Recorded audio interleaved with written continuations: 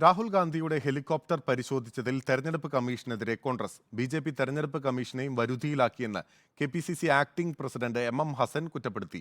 രാഹുൽ ഗാന്ധിയുടെ ഹെലികോപ്റ്ററിന് കോഴിക്കോട് ഇറങ്ങാൻ കരസേന ആദ്യം അനുമതി നിഷേധിച്ചെങ്കിലും പിന്നീട് അനുമതി നൽകി. ഇലക്ഷൻ കമ്മീഷന്റെ ഫ്ലൈയിംഗ് സ്ക്വാഡ് രാഹുൽ ഗാന്ധിയുടെ ഹെലികോപ്റ്റർ പരിശോധിച്ചത് വൻ വിമർശനത്തിനിട വെച്ചു.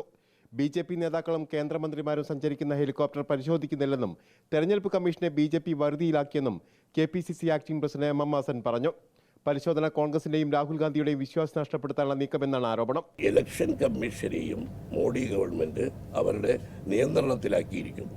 ജനങ്ങളിൽ സംശയമുണ്ടാക്കാനാണ് രാഹുൽ ഗാന്ധി വന്ന ഹെലികോപ്റ്റർ പരിശോധിക്കുക. പ്രധാനമന്ത്രിയുടെയോ മറ്റൊരുപാട് ബി.ജെ.പി കേന്ദ്രമന്ത്രിമാർ നേതാക്കൾ വരുന്നു, അവരുടെ ആരുടെയും ഹെലികോപ്റ്റർ പരിശോധിക്കുന്നില്ല. വയനാട്ടിലെ പര്യടനത്തിനിടെ കോഴിക്കോടെത്തിയ രാഹുൽ ഗാന്ധിയുടെ ഹെലികോപ്റ്റർ വെസ്റ്റ് ഹിൽ വിക്രം മൈതാനിൽ ഇറങ്ങാനുള്ള അനുമതി കരസേന ആദ്യം നിഷേധിച്ചു. പിന്നാലെ കെ.പി.സി.സി ഡി.സി.സി ഭാരവാഹികൾ കരസേന ഉദ്യോഗസ്ഥരുമായി ചർച്ച നടത്തിയതിനു ശേഷമാണ് അനുമതി ലഭിച്ചത്. ഹെലികോപ്റ്ററിലെ പരിശോധനയും ഇറങ്ങാനുള്ള അനുമതി നിഷേധിച്ചതും ഗൗരവത്തോടെയാണ് കോൺഗ്രസ് കാണുന്നത്. റിപ്പോർട്ടർ, കോഴിക്കോട്.